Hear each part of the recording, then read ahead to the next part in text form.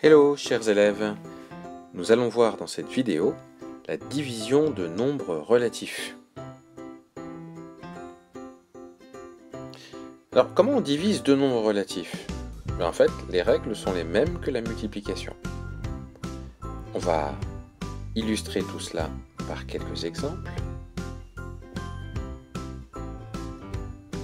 Alors moins 60 divisé par moins 15. Comme vous pouvez le constater, ils ont tous les deux le même signe, signe moins, donc le résultat est positif, et après on divise 60 par 15, ce qui fait 4.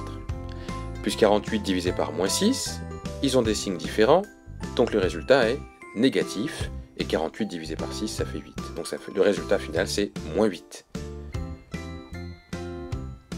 Parlons maintenant de la valeur approchée d'un quotient. Alors on a moins 17 sur 7, ou moins 17 divisé par 7, on prend la calculatrice, et puis on trouve le résultat, moins 2,4, 2,8, etc. Alors la valeur approchée par défaut au centième, qu'est-ce que c'est? Par défaut, ça veut dire qu'on va trouver une valeur proche, mais légèrement inférieure.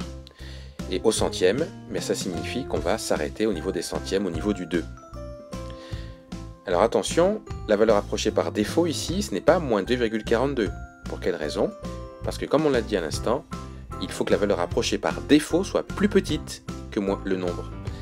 Et là, c'est pas le cas. Moins 2,42 n'est pas plus petit que moins 2,4, 2, 8, 5, etc.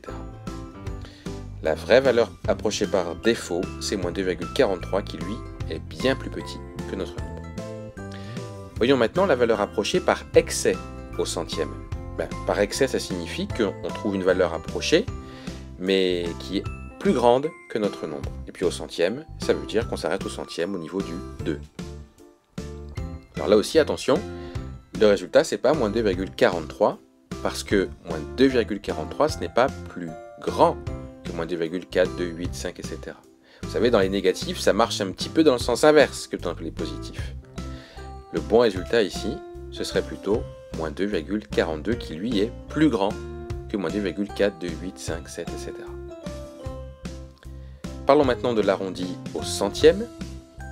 En fait, il suffit de prendre la valeur approchée par défaut, la valeur approchée par excès, et de choisir parmi les deux celle qui est la plus proche de notre nombre. Et ici, c'est moins 2,43 qui est le plus proche de moins 2,4, 2, 8, 5, etc. Ce qu'on appelle l'encadrement au centième maintenant. On prend notre valeur approchée par défaut, on dit qu'elle est inférieure à notre nombre, qui est lui-même inférieur à la valeur approchée par excès.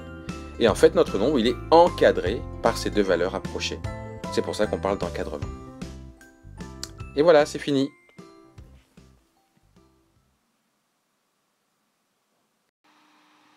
Alors maintenant, c'est à vous de recopier.